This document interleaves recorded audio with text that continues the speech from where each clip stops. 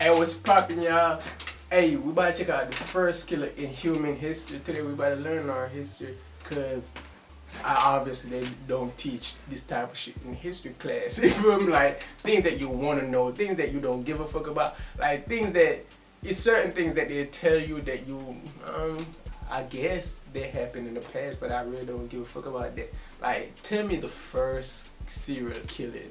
If you tell me something that's intriguing, that's gonna capture my attention. You feel me? Like things like these are what I'm very most interested in. Like I just want to learn and like who the first person decide let's make milk. Cause I love me some milk, bro. I love me some cereal, bro. I ain't gonna lie with y'all. But yeah, let's get into this and see the first killer. In 2013, scientists discovered a very unusual find in the Spanish cave. Oh, I was about to say in 2013, the first serial killer. I was like, wait, what? Ain't no way, boy. Ain't no way in 2013 was the first killing. I don't believe it. I was about to call this cap. Scientists discovered a very unusual find in the Spanish cave of Cima de los Huesos, or Pit of the Bones. What they found were human remains. What was so unusual about this was primarily its location. After all, the cave is located at a depth of 43 feet, or 13 meters. It's too deep to be inhabited by humans. There were also no signs that the cave was used as a burial place. After some time, it became clear this find was evidence of the very first murder in human history. At least the first case known to science to date. Yeah, that's what I'm guided saying. the first murderer on Earth, and what made the circumstances of this crime unusually strange? At the dawn of scientific research, there were two opposing points of view on the nature of man. On the one hand was Thomas Hobbes, who suggested that the nature of Homo sapiens is extremely violent, and the entire evolutionary development of mankind is a war of all against all. On the other hand, there was Jean-Jacques Rousseau, who believed that human civilization was built on cooperation and the desire to be a full member of a social group. The debate... Okay, so we got the evil and the good. The one that, bro, war, and the one that's peace. You feel me? Like, it's everywhere. You got negative, positive. You got evil, good. You feel me? Like, it's everywhere. And the desire to be a full member of a social group. The debate between these two sides exists to this day. Who is really right, Hobbes or Rousseau? What is the real nature of man? To clarify the case of the corpses discovered in the Spanish cave, scientists decided to study the remains in closer detail. They assembled a skull from 52 fragments scattered along the bottom of the cave, then determined his age. It turned out that the person the skull belonged to lived approximately 430,000 years ago. However, this was not what surprised scientists. Most of the 400. How they found these? Bro, scientists are so smart, but how did you calculate by looking at a skeleton? But I don't, bro, they're too smart for me, because I'll be like, I'm dumb as fuck, so I'm like, bro, how? Scientists. Most of the researchers' attention was focused on 30,000 years ago. However, this was not what surprised scientists. Most of the researchers' attention was focused on two fractures above the left eye. They had the same outline and were completely identical. At first, scientists suggested that the injuries occurred when falling to the bottom of the cave. However, in Cima de los Huesos, there is nothing that could cause such a symmetrical fracture. In addition, no signs of healing were found in the injured area.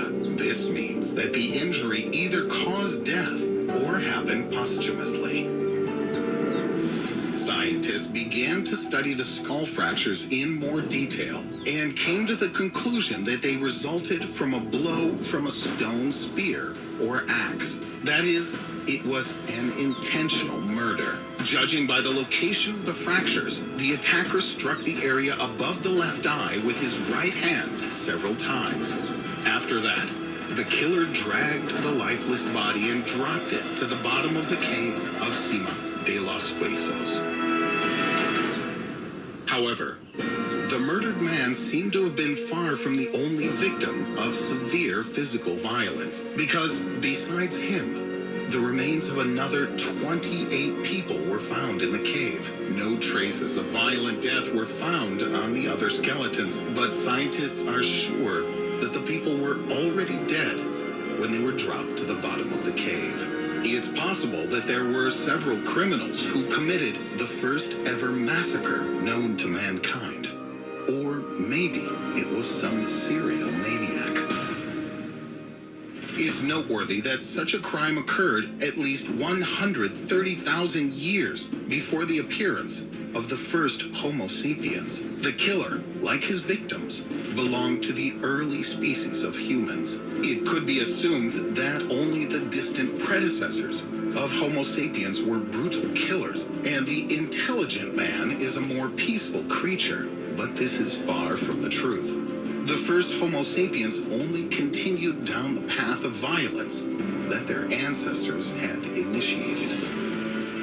Another discovery only confirms this. During the Second World War, human remains were discovered in the Romanian cave of Sioclovina, among which was also a skull with unusual injuries. These remains were dated to about 33,000 years ago.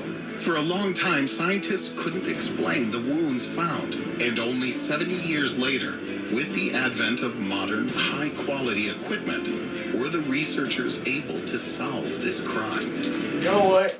I realize how dumb I am, because I'm sitting here thinking about Homo sapiens, and I don't know what that is. I really don't. Like, I guess it's the growth, because I saw that as a kid growing up, like, from monkey, you know the evolution chart for humans and stuff. I saw that, but I didn't know we was actually looking like that way back when, before we fully developed as what we are today. I need to do more research into that, because I don't know what the hell Homo sapien. This, some of y'all probably like, bro, what the, bro, I promise you, when I went to school, fuck off my camera, dude. When I went to school, at first I was there to learn. I did great my first year at high school. But after a while, you develop friends, and then you're like, man, fuck this school shit. I don't even like these teachers.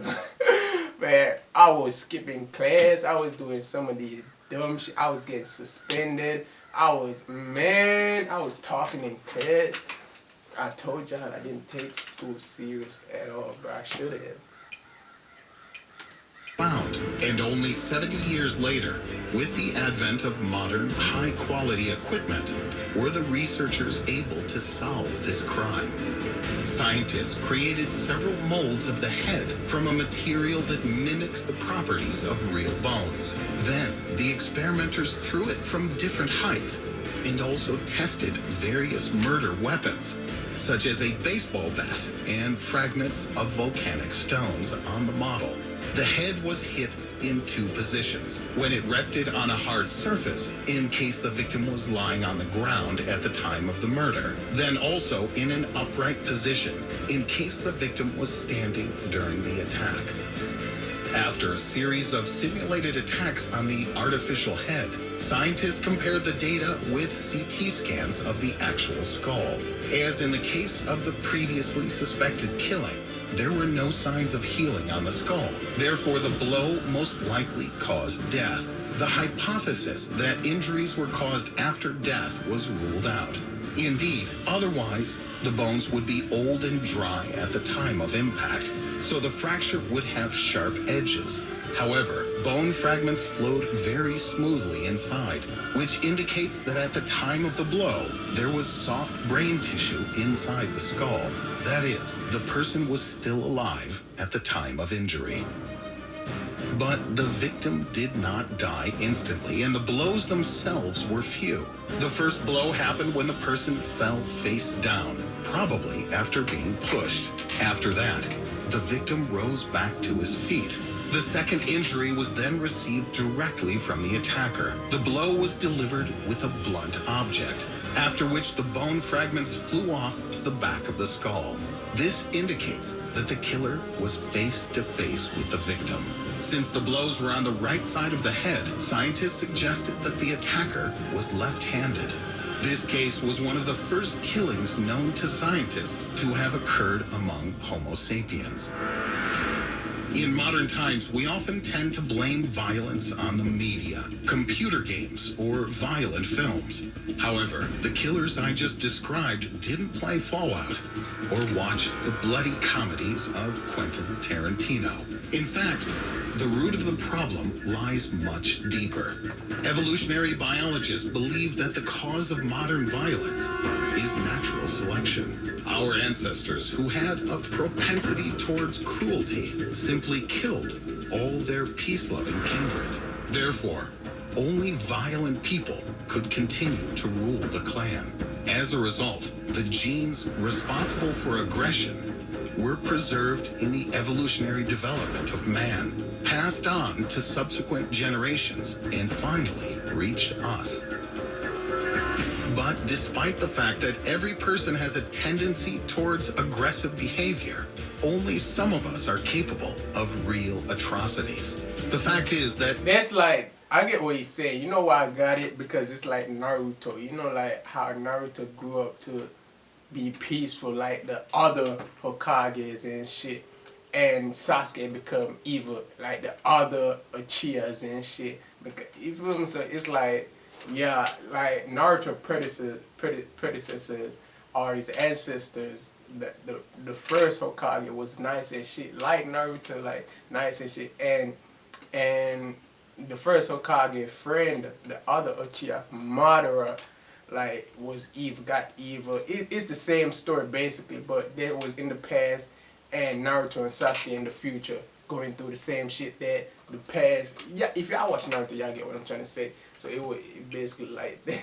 So we develop evil traits from our ancestors. Basically, what he's trying to say. You feel me? Like our ancestors fucked us. Well, I guess you need certain things, cause if we didn't need, I don't know if we need evil traits. Like I don't know, maybe we need it in some form of way. I don't know. generations and finally reached us. But despite the fact that every person has a tendency towards aggressive behavior, only some of us are capable of real atrocities. The fact is that in addition to aggression, evolution has also endowed us with empathy and sympathy. Since our survival has always depended to a large extent on interaction with other people, the ability to empathize and collaborate allowed for coexistence with our own kind. However, some are simply devoid of this quality. In psychiatry, such people are called sociopaths and psychopaths. Due to a lack of emotions, such members of the human race seek the thrill of destroying their own kind or hurting others. Whether this antisocial personality disorder is innate or is a consequence of the influence of... That's crazy. But you know what I thought about this whole video? I thought they was going to name drop the first killer. But then I think about it, but if that was 400,000 years ago, how the fuck they gonna know this dude's name? Cause it showed a man in the thumbnail, so I'm like, how? They got his picture, his name. Or is a consequence of the influence of upbringing and the surrounding social environment remains an open question. However, to commit a murder, it's not necessary to be a psychopath. It's enough just to have a very close emotional connection with your potential victim. The U.S. Bureau of Statistics data confirms this. According to statistics, about 30% of all female murder victims suffered their fate at the hands of their own spouses. Another 18.3% of women are killed by former spouses. Only 8.7% of murdered women are victims of strangers. This is because in emotionally charged situations, people often act impulsively and irrationally, which can lead to shocking and irreversible consequences. Answering the question that I asked at the beginning regarding human nature, we can say with confidence that both statements are true. Human nature can be both destructive and creative. Aggression has helped the human race to survive in the adverse conditions of the primitive world and become the dominant species. That's what I said. I guess we need that type of trait, the aggressive, evil type of. If we need, I guess. I don't know how to explain why we need it. That's why I said I guess. But I just guess we need it for certain things. Adverse conditions of the primitive world and become the dominant species on the planet. At the same time, this ability to collaborate and empathize with others has helped us create oral and written speech, science, art, and culture. And most importantly, we managed to curb our own animal instincts, at least a little. Despite the fact that acts of violence still occur, for most modern people, killing is something completely wrong and unacceptable. This gives us hope that over time, violence will become just an unnecessary relic of the past. What do you think the motive of the primeval killings from this video was? Write your guess in the comments. My thing is, I need to know this Homo sapien thing. I wonder if we still. I don't know if it's disrespectful, but I was about to say that ugly. Like back then, humans were ugly. I was like, what the fuck? You feel me? I wonder if we still ugly now. Or we still got more evolution to look more. I don't know. I don't know. But this was an intriguing video. I didn't know it was gonna go in depth like this. I thought it was gonna name drop and show the picture of the first killer. But then throughout the whole video, I'm like, bro, that was 400,000 years ago, as he said. How the fuck, you feel me? And then I realized, okay, he just gonna go scientifically as the scientists do. But shout out to scientists, man, because there are some smart people. Because genuinely, I couldn't have done that. I saw some bones and probably thought it was like there for like 10 years ago type of bones. You feel me? I'm not gonna lie to y'all. Man, this video was so intriguing, dude. Like it's very knowledgeable. Like literally, it really is. I love videos like these where I can just sit down and learn some shit. But I ain't gonna lie, like sometimes it don't lost me, cause I be sitting here and listening and like, bro, you lost me. I don't remember where we at. I'm confused. If I ain't gonna act like I don't be confused sometimes, cause I do. But yeah, I'll see y'all. Peace. I'm on the road to riches driving by ya. Why these niggas want pop my tires? Blue wings got fire. My name on flyers.